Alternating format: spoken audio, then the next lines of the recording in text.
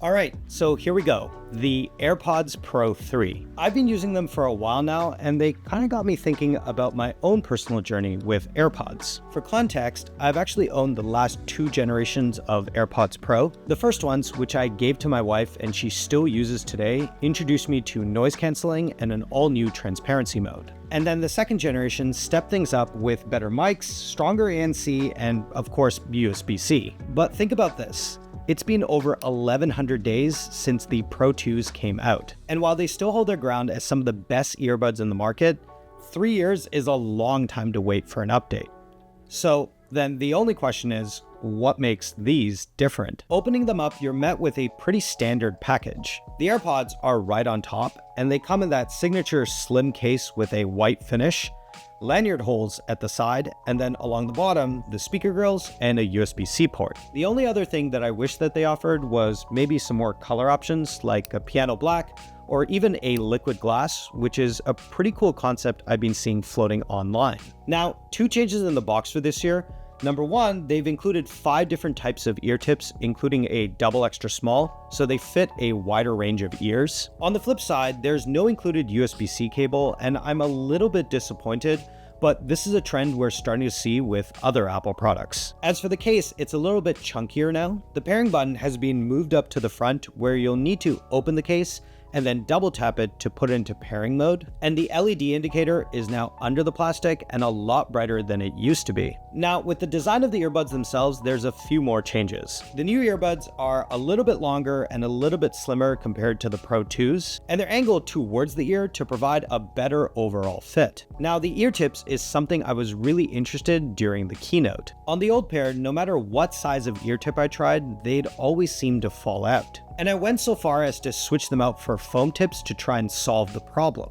And if you know anything about foam, it's really not the most durable. But with these new ear tips, they use a combination of foam and silicone that provides a way more secure fit. And with the time that I've spent with them so far, I've noticed a marked improvement in comfort. The seal is a lot tighter, making for a more comfortable listening experience, and I noticed way better acoustics with a better overall response. It's a small change, but one that I think most people will pick up on as soon as they try them on. Now, noise canceling is another area where they've made big improvements, and I always judge noise canceling by 2 things.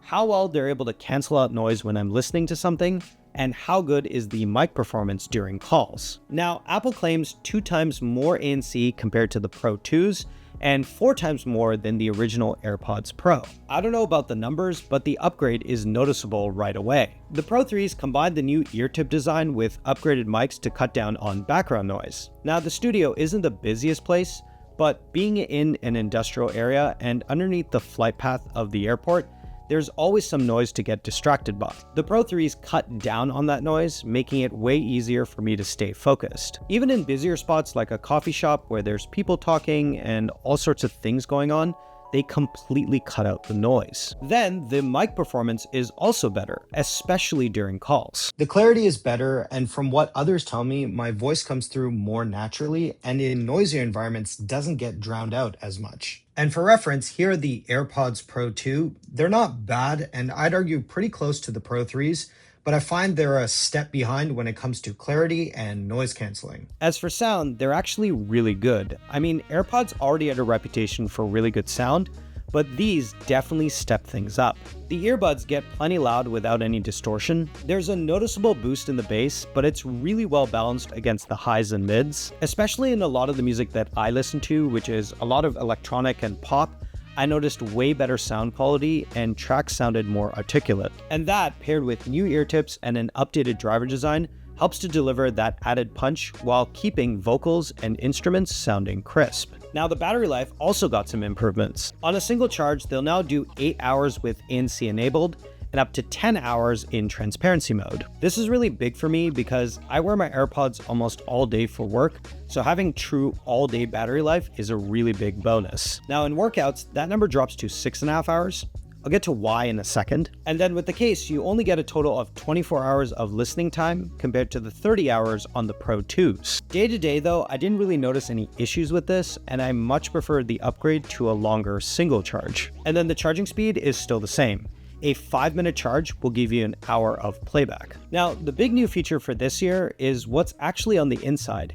And Apple has finally added heart rate sensors to the AirPods. This is something we first saw earlier this year in the Powerbeats Pro 2. And so you'll notice there's a little window here where the new sensors sit, and they've been designed to track your heart rate through over 50 different types of workouts. Now, one thing to note if you own an Apple Watch, Apple says they have some sort of algorithm that helps to decide between the Apple Watch and the AirPods on what is the more accurate measurement for your heart rate. I definitely like this move from Apple because it shows a broader understanding of how different users use their products. Like in my case, I don't own an Apple Watch, but I do wear AirPods almost all day. So having that tracking is really great without having to buy an additional device. The other big new feature is live translation, powered by Apple Intelligence. To activate it, you simply press and hold both earbuds and it will begin translating in real time. So I actually had my wife help me out with this one.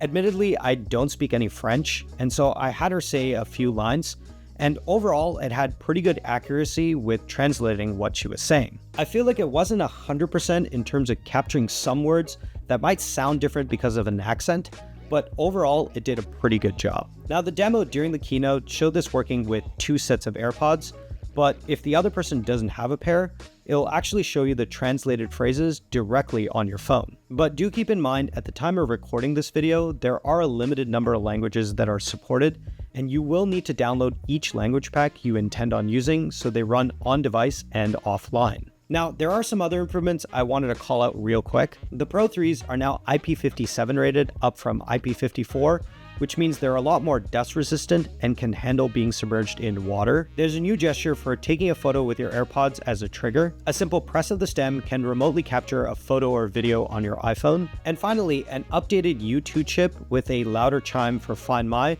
means 50% more range and a chime that's easier to hear from further away. And that's about it. While the upgrade seems modest, the AirPods Pro 3 make tweaks in all the right areas. More comfortable ear tips, better ANC, longer battery life, and new features like the heart rate sensors and live translation makes these the most refined version yet. And I think they set a much higher bar of what we should expect from earbuds. Now, the AirPods Pro 3 start at $329, which I actually went back and checked, and it's exactly what the AirPods Pro 2 were priced at when they launched. Realistically though, if you're looking to get these, I'd probably wait a little bit. They'll probably experience a little bit of a dip around the holidays. Alright, that's it for this one. If you like this video, give it a thumbs up, leave a comment down below if you're picking up the Pro 3s, and subscribe for more content like this. As always, thanks for watching, and we'll catch you in the next one.